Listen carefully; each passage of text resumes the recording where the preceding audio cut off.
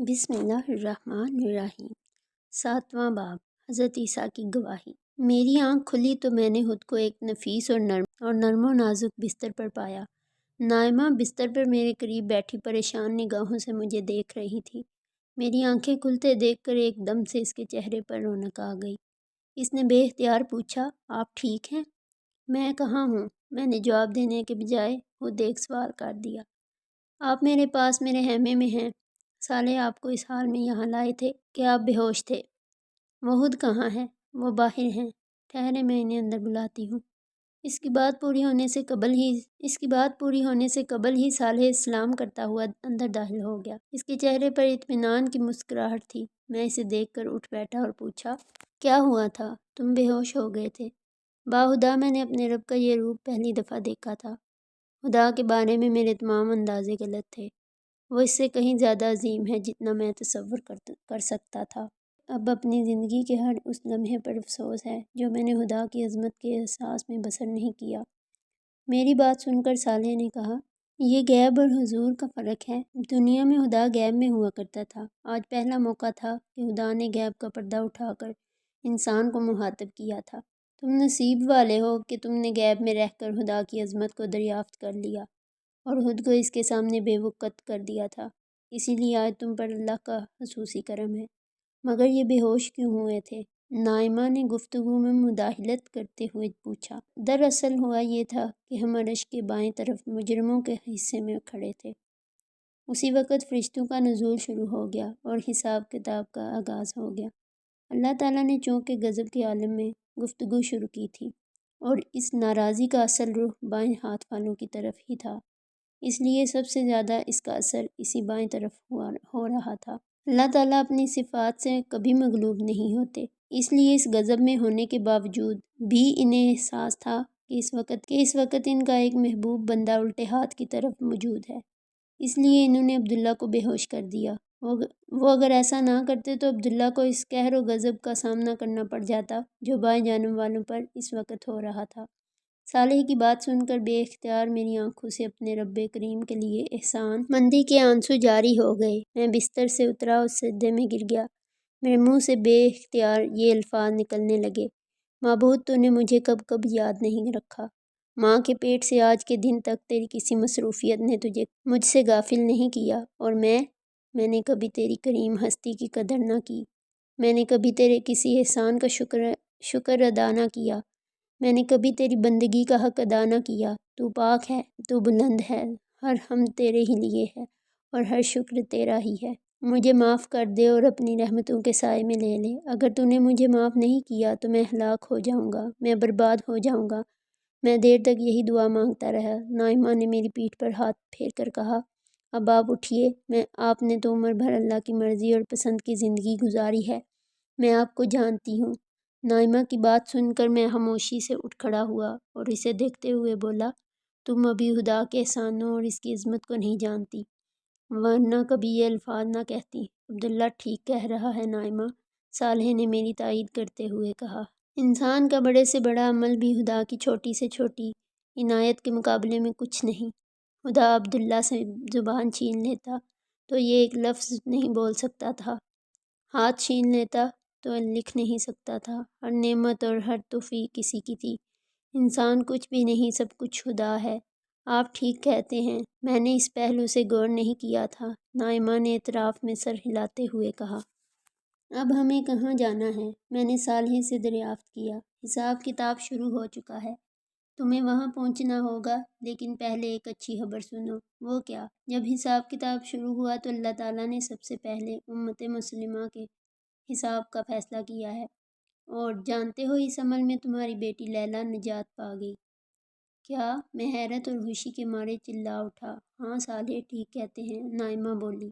मैं इससे मिल चुकी हूँ। वो अपने बाकी भाई बहनों के साथ दूसरे हैमे में मौजूद हैं। वहाँ सब आपका इंतज़ार कर रहे हैं। और जमशेद, मैंने साले से अपने बड़े बेटे के मतलब पूछा। जवाब में एक सोगवार खामोशी छा गई। मुझे अपने सवाल का जवाब मिल चुका था। मैंने कहा, फिर मैं वापस हशर के मैदान में जाना पसंद करूँगा, कोई रास्ता निकल आए। ठीक है, साले बोला और फिर मेरा हाथ थाम कर हैमे से बाहर आ गया। خیمے سے باہر آ کر میرا پہلا سوال یہ تھا، میں جمشید کے لیے کیا کر سکتا ہوں؟ تم لیلا کے لیے کچھ نہیں کر سکے تو جمشید کے لیے کیا کر سکو گے؟ کیا تم اللہ تعالیٰ کو بتاؤ گے کہ اسے کیا کرنا چاہیے؟ استغفر اللہ، میرا مطلب ہرگز یہ نہیں تھا، میں نے فوراً جواب دیا، مگر صالح کی بات پر جمشید کو بچانے کا میرا جوش ٹھنڈا ہو چکا تھا۔ کچھ دیر توقف کے بعد میں نے دریافت کیا، اچھا یہ بتاؤ کہ میرے بے ہوش ہونے کے بعد حشر کے میدان میں کیا ہوا؟ تم جب ہوش میں تھے تمہیں اس وقت بھی پوری طرح معلوم نہیں تھا کہ وہاں کیا ہو رہا ہے؟ اسے پوچھنا ہے تو کسی مجرم سے پوچھو۔ ادھر گروہ در گروہ فرشتے نازل ہو رہے تھے اور ادھر مجرموں کی جان پر بن رہی تھی۔ پھر جس وقت سجدے میں جانے کا حکم ہوا تو سارے لوگ سجدے میں چلے اور یہ بدبخت اس وقت بھی خدا کے سامنے سینہ تانے کھڑے تھے۔ یہ ان کی کمر تختہ ہو جانے کا نتیجہ تھا، ہاں یہ ان کی سزا تھی۔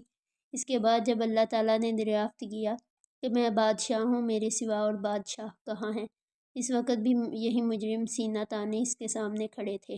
کاش تم دیکھ سکتے کہ اس وقت ان مجرموں کے ساتھ کیا ہو رہا تھا۔ ان کے دل کٹے جا رہے تھے، کلیجے منہ کو آ رہے تھے، آنکھیں خوف اور دہشت سے پھٹی ہوئی تھیں۔ مجرم بے بسی سے اپنی انگلیاں چبا رہے تھے، مگر مجبور تھے کہ اس وقت بھی ساری کائنات کے بادشاہ کے سامنے سینہ تان کر کھڑے ہیں۔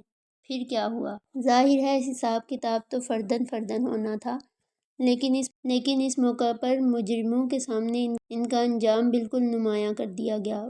وہ اس طرح کہ جہنم کا دہانہ مکمل طور پر کھول دیا گیا، جس کے بعد میدان حشر کے بائیں حصے کا ماحول انتہائی خوفناک ہو گیا۔ جہنم گویا جوش کے مارے ابلی جا رہی تھی۔ ایسا لگ رہا تھا جیسے وہ مجرموں کو دیکھ کر شدت غضب سے پھٹی جا رہی ہے۔ اس کے دھاڑنے کی آوازیں دور دور تک سنی جا رہی تھیں اور اس کے شعلے بے قابو ہو کر باہر نکلے جا رہے تھے۔ یہ شعلے اتنے بڑے تھے کہ ان سے اٹھنے والی چنگاریاں بڑے بڑے محلات جتنی وسیع و عریض تھیں۔ ان کے بلند ہونے سے آسمان پر گویا زروں کے رقص کا سماں بندھ گیا تھا۔ نہ پوچھو کہ یہ سب کچھ دیکھ کر لوگوں کی حالت کیا ہو گئی۔ انہیں محسوس ہو رہا تھا کہ اس سے قبل حشر کی جو سختیاں تھیں وہ کچھ بھی نہیں تھیں۔ حساب کتاب کیسے شروع ہوا؟ سب سے پہلے حضرت آدم کو پکارا گیا جو پوری انسانیت کے باپ اور پہلے نبی تھے۔ انہوں نے عرض کیا، لبیک و سعدیک، میں حاضر ہوں اور تیری خدمت میں مستعد ہوں، اور سب بھلائیاں تیرے دونوں ہاتھوں میں ہیں۔ اپنی اولاد میں سے اہل جہنم کو الگ کر لو۔ حکم ہوا، کتنوں کو الگ کروں؟ انہوں نے دریافت کیا تو فرمایا گیا، ہر 1000 میں سے 999۔ تم اندازہ نہیں کر سکتے عبداللہ، یہ سن کر حشر کے میدان میں کیا کوہرام مچ گیا تھا۔ لیکن اتنی بڑی تعداد میں لوگوں کی جہنم کا فیصلہ کیوں ہوا؟ میں نے دریافت کیا، یہ فیصلہ نہیں، اس بات کا اظہار تھا کہ میدان حشر میں جو لوگ موجود ہیں ان میں 1000 میں سے ایک ہی اس قابل ہے کہ جنت میں جا سکے۔ دراصل انسانیت مجموعی طور پر ایمان و اخلاق کے امتحان میں بری طرح فیل ہوئی ہے۔ چنانچہ اللہ تعالیٰ کے عدل کے تحت اصولی طور پر اتنے ہی لوگ جہنم کے مستحق ہو چکے ہیں، مگر جیسا کہ رسول اللہ صلی اللہ علیہ وسلم نے دنیا میں بتا دیا تھا کہ اللہ تعالیٰ کی رحمت کے 100 حصے کیے جائیں تو اس کی رحمت کا صرف ایک حصہ دنیا میں ظاہر ہوا تھا اور باقی 99 حصے اس نے آج کے دن کے لیے روک رکھے تھے۔ چنانچہ اس کی رحمت کا ظہور ہوا اور اس نے ناکام لوگوں کی جہنم کا فیصلہ سنانے کے بجائے پہلے مرحلے پر ان لوگوں کو بلانے کا فیصلہ کیا جن کے کامیاب ہونے اور نجات پانے کے امکانات سب سے زیادہ تھے، یعنی مجموعی طور پر اچھے لوگ۔ ہاں، ہر امت کے ان لوگوں کو جن کی نجات بس ایک رسمی حساب کتاب کا تقاضا کرتی ہے۔ اس عمل کا آغاز امت مسلمہ سے شروع ہو چکا ہے، پھر دیگر امتوں کا نمبر بھی جلد آ جائے گا، کیونکہ کل انسانی آبادی میں سے ایسے لوگ صرف 1% ہی ہیں، باقی لوگوں کا معاملہ وہ بعد میں دیکھیں گے۔ اس کا فائدہ یہ ہوگا کہ اگر حشر کی سختی کسی کے گناہوں کا بدل بن سکتی ہے تو بن جائے۔ یہ کہنے کے بعد صالح لمحہ بھر کو رکا اور پھر تعصب سے بولا، ویسے میں دوسرے لوگوں کے لیے زیادہ امکانات نہیں دیکھتا۔ کیوں؟ میں نے پوچھا۔ اس کی وجہ شرک ہے۔ اللہ تعالیٰ شرک کے معاملے میں بہت غیرت مند ہیں۔ تم جانتے ہو کہ انسانیت کا ہر دور میں سب سے بڑا مسئلہ شرک ہی رہا ہے۔ اسی شرک کی وجہ سے آج سب سے زیادہ لوگ مارے جائیں گے، کیونکہ شرک کی معافی کا امکان نہ ہونے کے برابر ہے۔ ہاں، کسی کے حالات اور ماحول کا کوئی عذر ہوا تو خیر ہے، ورنہ شرک کرنے والے کسی شخص کے لیے آج نجات کی معمولی سی بھی کوئی امید نہیں ہے، چاہے وہ مسلمان ہوں۔ میں نے دریافت کیا۔ ہاں، صالح نے جواب دیا۔ شرک جہنم کی آگ کا شعلہ ہے۔ آج یہ لازماً ہر اس شخص کو جلائے گا جس نے اللہ کے سوا کسی اور کو اس کی ذات و صفات یا حقوق و اختیارات میں شریک ٹھہرایا تھا، غیر اللہ کی عبادت کی تھی، اس سے دعا مانگی تھی، اس کو سجدہ کیا تھا، اس کو خدا کا شریک سمجھا تھا اور صفات و اختیارات الہی میں حصہ دار ٹھہرایا تھا۔ اللہ اکبر، لا الہ الا اللہ بے اختیار میرے منہ سے نکلا۔ ایک بات میری سمجھ میں نہیں آئی۔ میں نے چلتے چلتے صالح سے پوچھا، وہ کیا؟ وہ یہ کہ اولین سے آخرین تک مسلمانوں کی تعداد کروڑوں بلکہ اربوں میں تھی، تو پھر لیلا کا نمبر بالکل ابتدا ہی میں کیسے آ گیا؟ تم کیا سمجھتے ہو کہ اللہ تعالیٰ شناختی کارڈ دیکھ کر اب فیصلہ کرتے ہیں کہ کون مسلمان ہے کون نہیں؟ میں سمجھا نہیں کہ تمہاری اس بات کا کیا مطلب ہے۔ مطلب یہ ہے کہ مسلمانوں کی غالب ترین اکثریت نے اپنے لیے مسلمان ہونے کی شناخت پسند ہی نہیں کی۔ بیشتر لوگوں کے لیے ان کا اپنا فرقہ، اپنے اکابرین اور اپنا مسلک ہی اصل شناخت بنا رہا۔ چنانچہ آج کے دن جب امت مسلمہ کا حساب کتاب شروع ہوا تو پہلے صرف ان لوگوں کو بلایا گیا جو صدق دل کے ساتھ توحید کے ماننے والے اور ہر قسم کی فرقہ واریت سے اوپر اٹھ کر صرف رسول اللہ صلی اللہ علیہ وسلم کی طرف اپنی نسبت کرنے والے، ہر طرح کی بدعتوں اور انحراف سے اپنے دین کو محفوظ رکھنے والے لوگ تھے۔ یہ وہ لوگ تھے جنہوں نے کبھی حق کے معاملے میں اپنے تعصبات اور وابستگیوں کو اہمیت نہیں دی۔ جب کبھی حق سامنے آیا، انہوں نے کھلے دل سے اسے قبول کیا۔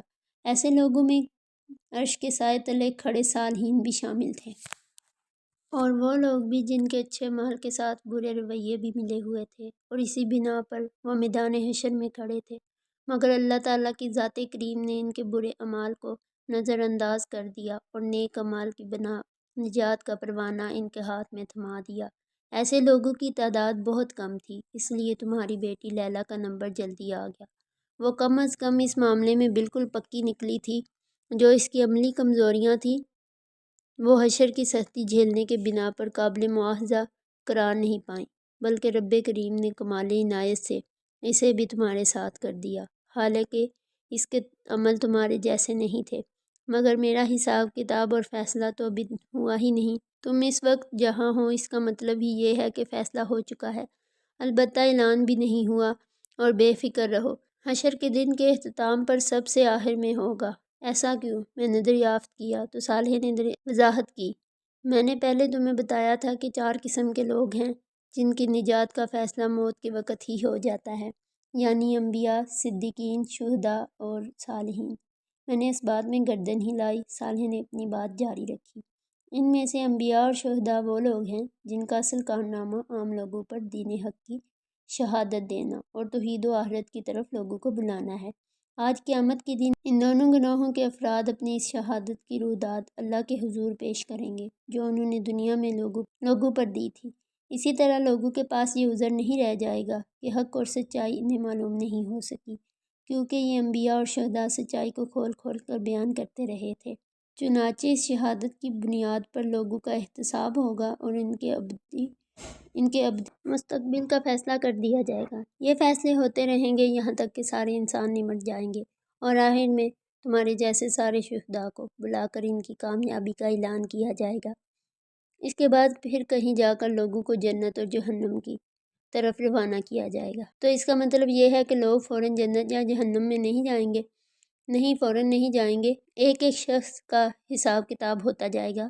اگر وہ کامیاب ہے تو سیدھے ہاتھ کی طرف عزت و آسائش میں، اور ناکام ہے تو الٹے ہاتھ کی طرف ذلت اور عذاب میں کھڑا کر دیا جائے گا۔ جب سب لوگوں کا حساب کتاب ہو جائے گا تو پھر لوگ گروہ در گروہ جنت اور جہنم کی طرف لے جائے جائیں گے، اور سب سے پہلے رسول اللہ صلی اللہ علیہ وسلم جنت کا دروازہ کھلوائیں گے اور پھر اہل جنت زبردست استقبال اور سلام و خیر مقدم کے ساتھ جنت داخل ہوں گے۔ اس وقت رسول اللہ کہاں ہیں؟ اس وقت حضور حوض کوثر کے پاس ہیں۔ آپ کی امت میں سے جس کسی کا حساب کتاب ہو جاتا ہے اور وہ کامیاب ہوتا ہے تو اسے پہلے حضور کے پاس لایا جاتا ہے، جہاں جام کوثر سے اس کی توازے ہوتی ہے، جس کے بعد وہ نہ صرف حشر کی ساری سختی اور پیاس بھول جاتا ہے بلکہ آئندہ پھر کبھی پیاسا نہیں ہوتا۔ ایسے تمہیں جام کوثر یاد ہوگا؟ کیوں نہیں، میں نے جواب دیا۔ صالح کی باتیں سن کر میرے دل میں رسول اللہ صلی اللہ علیہ وسلم سے ملاقات کا اشتیاق پیدا ہو گیا۔ میں نے صالح سے کہا، کیوں نہ ہم پہلے بارگاہ رسالت میں حاضر ہو جائیں۔ ابھی میری زبان سے یہ جملہ نکلا ہی تھا کہ ایک صدا بلند ہوئی، امت محمدیہ کے کامیاب لوگوں کا حساب مکمل ہو گیا ہے، اب امت عیسوی کا حساب شروع ہو رہا ہے۔ عیسیٰ ابن مریم مسیح علیہ السلام اللہ کے رسول اور بنی اسرائیل کے آخری پیغمبر پروردگار عالم کی بارگاہ میں حاضر ہوں۔ میں نے سوالیہ نظروں سے صالح کو دیکھا تو اس نے کہا، اب حضرت عیسیٰ اپنی قوم پر گواہی دیں گے۔ وہ اللہ تعالیٰ کے سوال کے جواب میں اپنی تعلیمات کا خلاصہ پیش کریں گے۔ یہ اپنی قوم کے مجرمین کے خلاف ان کی شہادت ہوگی اور صحیح عقیدے اور عمل والوں کے حق یہ ایک نوعیت کی شفاعت بن جائے گی۔ اس کے بعد ان کی امت میں سے جن لوگوں کے عقیدے بالکل اس تعلیم کے مطابق ہوئے، ان کی غلطیاں اللہ تعالیٰ نظر انداز کر دیں گے اور سرسری حساب کتاب کے بعد وہ سب کامیاب قرار پائیں گے۔ کیا یہی کچھ مسلمانوں کے معاملے میں ہوا تھا؟ ہاں، سب سے پہلے نبی آخر الزماں کو بلایا گیا تھا اور انہوں نے گواہی دی تھی۔ یہ گواہی آپ کا انکار کرنے اور آپ کی نافرمانی کرنے والوں کے خلاف ایک شہادت بن گئی۔ کاش تم وہ منظر دیکھ لیتے جب ان میں سے ہر شخص کی خواہش یہ ہو گئی تھی کہ زمین پھٹے اور وہ اس میں سما جائے۔ البتہ یہ شہادت لیلا جیسے لوگوں کے حق میں شفاعت بن گئی، اگرچہ نجات کی اصل وجہ یہ تھی کہ ان کا ایمان و عمل مجموعی طور پر حضور کی شہادت کے مطابق تھا۔ اس کا مطلب ہے کہ ابھی امت مسلمہ کے صرف ان لوگوں کو نجات ملی ہے جن کا عقیدہ و عمل حضور کی تعلیمات کے مطابق تھا۔ ہاں، ان کی غلطیاں نظر انداز کر دی گئیں اور یہی دیگر انبیاء کی امتوں کے ساتھ ہوگا۔ انبیاء کی امتوں کے ان لوگوں کو نجات مل جائے گی جن کا عقیدہ و عمل مجموعی طور پر اپنے نبی کی تعلیمات کے مطابق تھا۔ اس کے بعد میدان حشر میں صرف مجرم اور نافرمان ہی فیصلے کے منتظر رہ جائیں گے۔ پھر کیا ہوگا؟ اس کے بعد عمومی حساب کتاب شروع ہوگا۔ عمومی حساب کتاب؟ میں نے سوالیہ انداز میں پوچھا تو صالح نے کہا، تمام امتوں کے حساب کتاب کا پہلا مرحلہ وہ ہے جس میں وہ صالحین کی کامیابی کا اعلان ہو رہا ہے اور لیلا جیسے لوگوں کو رسمی حساب کتاب کے بعد فارغ کیا جا رہا ہے۔ اس کے بعد عمومی حساب کتاب شروع ہوگا جس میں اعمال کی پوری جانچ پڑتال کے بعد فیصلہ ہوگا۔ ظاہر ہے اس کے نتیجے میں سارے مجرمین زد میں آ جائیں گے اور البتہ اہل ایمان میں سے بہت سے لوگ اپنے گناہوں کے باوجود اللہ کی رحمت کی بنا پر نجات پا جائیں گے اور ان کی میزان کا دایاں پلڑا بھاری ہو جائے گا۔ ان کا میدان حشر میں خوار و خراب ہونا ان کی معافی کا بہانہ بن جائے گا۔ اسی کو میں عمومی حساب کتاب کہہ رہا ہوں۔ البتہ کچھ لوگ ہوں گے جن کو آخری وقت تک کے لیے روک دیا جائے گا اور حساب کتاب کے لیے نہیں بلایا جائے گا۔ یہ وہ مومن ہوں گے جن پر گناہوں کا بوجھ بہت زیادہ ہوگا۔ ان لوگوں کے لیے انتظار کا یہ انتہائی طویل وقت ہزاروں بلکہ شاید لاکھوں سال تک چلتا جائے گا، جس میں انہیں یہ بدترین سختیاں، مصیبت اور پریشانی جھیلنا ہوگی۔ پھر کہیں جا کر ان کی نجات کا کوئی امکان پیدا ہوگا۔ وہ امکان کیا ہوگا؟ وہ امکان اللہ تعالیٰ کی اس رحمت کا ظہور ہے کہ وہ اپنے عدل کے مطابق لوگوں کو مکمل سزا دینے کے بجائے حشر کی سزا کو ان کے گناہوں کا کفارہ بنا دے گا اور اس کے بعد ان کی معافی کا سبب اپنے نبیوں اور خاص کر رسول اللہ صلی اللہ علیہ وسلم کی اس درخواست کو بنا دے گا کہ ان کا حساب کتاب بھی کر ہی دیا جائے۔ مگر حشر کی اتنی تکلیف اٹھانا اور پھر نجات پانا تو کوئی اچھا طریقہ نہیں ہوا۔ میں نے تعصب بھرے لہجے میں پوچھا تو صالح نے جواب میں کہا، اچھا طریقہ بتانے ہی تو انبیاء کرام آئے تھے کہ ایمان لاؤ، عمل صالح کرو اور اب کوئی غلطی ہو جائے تو معافی مانگ لو۔ نجات کا سب سے سادہ اور آسان نسخہ یہی تھا، مگر نبیوں کی بات کسی نے نہیں سنی اور اس کا نتیجہ آج بھگت لیا۔ میں نے اس کی تائید کرتے ہوئے کہا، تم ٹھیک کہہ رہے ہو، یہ تو بڑی خرابی اور خواری کے بعد معافی ہوئی۔ میں تو لیلا کی پریشانی نہیں دیکھ سکا تھا جو ابتدا ہی میں نجات پا گئی، تو ان لوگوں کا کیا ہوگا جو آخر تک انتظار کرتے رہیں گے اور حشر کی سختیاں اور مصائب برداشت کرتے رہیں گے۔ میرے بھائی، تم نے لیلا کو جن حالات میں دیکھا تھا وہ تو بہت اچھے تھے، لیکن اب میدان حشر کا ماحول بہت بھیانک ہو چکا ہے۔ اس کی وجہ یہ ہے کہ جہنم کا خانہ مکمل طور پر کھول دیا گیا ہے، جس کے بعد صرف حشر کی گرمی ہی نہیں بلکہ جہنم کا نظارہ اور اس میں جانے کا امکان بھی لوگوں کو مارے ڈال رہا ہے۔ اللہ تعالیٰ کا غضب مجرموں پر بھڑک رہا ہے۔ لوگ اپنے سامنے تباہی اور رسوائی کے دروازے کھلے دیکھ رہے ہیں۔ یہ سب اتنا ہولناک ہے کہ انسان کی برداشت سے باہر ہے۔ سب سے بڑی بات یہ ہے کہ کسی کو نہیں معلوم کہ اس کے ساتھ کیا ہوگا۔ اس لیے اس وقت تم اہل محشر کے خوف اور ان کے ذہنی جسمانی عذاب اور نفسیاتی اذیت کا اندازہ نہیں کر سکتے۔ میں دل میں سوچنے لگا، کیا یہی وہ طریقہ تھا کہ جس کے ذریعے سے لوگ نجات کی آس لگائے بیٹھے تھے؟ کاش لوگ دنیا ہی میں سمجھ لیتے کہ نجات کا انحصار ایمان اور عمل صالح ہوگا۔ حضور نے ساری عمر اس کی دعوت دی تھی، مگر لوگوں کی خوش فہمیوں کا کیا کیجیے؟ حضور کی اصل دعوت کو انہوں نے پیچھے پھینک دیا اور اپنے گمانوں کی جھوٹی دنیا آباد کر لی۔ ان کا خیال تھا کہ کچھ بھی نہ کریں، شفاعت انہیں بخشوا دے گی، مگر آج یہ بالکل واضح ہو چکا ہے کہ نجات ایمان اور عمل صالح پر ملے گی۔ ہر وہ بڑا گناہ جس کی توبہ نہیں کی، اس کی سزا آج حشر کی سختی اور جہنم کے بھیانک سائے تلے بھگتنا پڑے گی۔ اے کاش کے لوگوں کو یہ بات آج سمجھ آنے کے بجائے دنیا ہی میں سمجھ آ جاتی تو ان کی ساری زندگی توبہ کرتے گزرتی۔ میں اپنی سوچوں میں گم تھا کہ صالح نے مجھے دیکھ کر کہا، میرا خیال ہے کہ حوض کوثر پر جانے سے قبل حضرت عیسیٰ کی گواہی کا منظر دیکھ لیتے ہیں، پھر رسول اللہ صلی اللہ علیہ وسلم کے پاس چلیں گے۔ ہم ایک دفعہ پھر میدان حشر میں آ چکے تھے، مگر اس دفعہ ہم عرش الہی کے دائیں طرف کھڑے تھے۔ عرش الہی کی تجلیات سے زمین و آسمان منور تھے۔ کامیاب لوگوں کے لیے یہ تجلیات مسرت و شادمانی کا پیام تھیں، جبکہ مجرموں پر یہ قہر بن کر نازل ہو رہی تھیں۔ عرش الہی کے چاروں طرف فرشتے ہاتھ باندھے حلقہ در حلقہ کھڑے تھے۔ سب سے پہلے حاملین عرش تھے اور ان کے بعد درجہ بدرجہ دیگر فرشتے۔ ان فرشتوں کی زبان پر حمد، تسبیح اور تکبیر و ثنا کے کلمات تھے۔ حضرت عیسیٰ اللہ تعالیٰ کی بارگاہ میں حاضر ہو چکے تھے، جبکہ اول سے آخر تک سارے عیسائیوں کو میدان حشر میں موجود فرشتوں نے دھکیل کر عرش کے قریب کر دیا تھا۔ ارشاد ہوا، عیسیٰ ابن مریم قریب آؤ۔ فرشتوں نے سیدنا عیسیٰ کے لیے راستہ چھوڑ دیا اور وہ چلتے ہوئے عرش الہی کے بالکل قریب آ کھڑے ہوئے۔ ان کے ہاتھ بندھے ہوئے اور گردن جھکی ہوئی تھی۔ ارشاد ہوا، عیسیٰ تم نے اپنی قوم کو میرا پیغام پہنچا دیا تھا، تمہیں کیا جواب ملا؟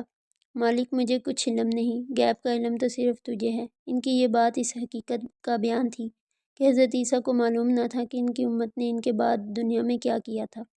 حضرت عیسیٰ کے اس جواب پر میدان حشر میں ایک خاموشی چھا گئی۔ کچھ لمحے بعد آسمان پر ایک دھماکہ ہوا، تمام نظریں آسمان کی طرف بلند ہو گئیں۔ آسمان پر ایک فلم سی چلنے لگی۔ اس فلم میں عیسائی حضرت عیسیٰ اور حضرت مریم کے مجسموں کے سامنے سر ٹیک رہے تھے۔ بازاروں میں صلیب پکڑے لوگ جلوس نکال رہے تھے۔ گرجوں میں مسیح و مریم کی پرستش ہو رہی تھی۔ مسیح کو مشکل کشا سمجھ کر ان سے مدد مانگی جا رہی تھی۔ ان کی تعریف کے نغمے گائے جا رہے تھے۔ پادری تقریروں میں انہیں خدا کا بیٹا ثابت کرنے کے لیے ایڑی چوٹی کا زور لگا رہے تھے۔ میں یہ مناظر دیکھتا ہوا سوچ رہا تھا کہ عیسائیوں نے انسانی تاریخ کے سب سے بڑے شرک کو جنم دیا تھا۔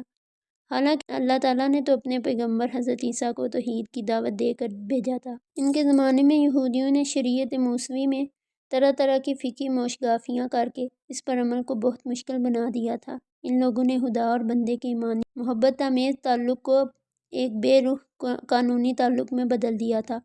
چنانچہ وہ چند ظاہری اور معمولی اعمال پر تو خوب زور دیتے ہو، مگر ایمان و عمل صالح سے متعلق تمام اخلاقی احکام کے معاملے میں ان پر غفلت طاری تھی۔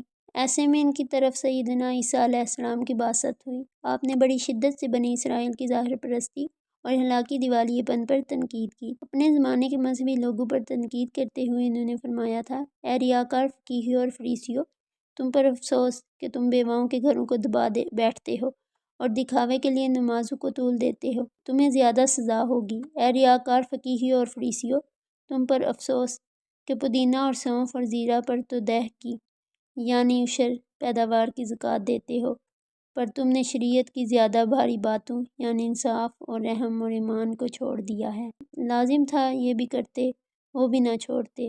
اے اندھے راہ بتانے والو، جو مچھر کو تو چھانتے ہو اور اونٹ کو نگل جاتے ہو، اے ریاکار فقیہیوں اور فریسیوں، تم پر افسوس کہ پیالے اور رکابی کو اوپر سے صاف کرتے ہو مگر وہ اندر لوٹ اور ناپرہیزگاری سے بھرے ہیں۔ اے اندھے فریسی، پہلے پیالی اور رکابی کو اندر سے صاف کرتا کہ اوپر سے بھی صاف ہو جائیں۔ اے ریاکار فقیہیوں اور فریسیوں، تم پر افسوس کہ تم سفیدی پھیری ہوئی قبروں کی مانند ہو جو اوپر سے تو خوبصورت دکھائی دیتی ہیں مگر اندر مردوں کی ہڈیوں اور ہر طرح کی نجاست سے بھری ہیں۔ اسی طرح تم بھی ظاہر میں تو لوگوں کو راست باز دکھائی دیتے ہو مگر باطن میں بے دینی اور ریاکاری سے بھرے ہو۔ آپ کی اس تنقید پر یہودی آپ کے سخت دشمن ہو گئے اور یہاں تک کہ وہ آپ کے قتل پر آمادہ ہو گئے، مگر اللہ تعالیٰ نے آپ کو ان کے مکر سے بچا کر اپنی طرف اٹھا لیا۔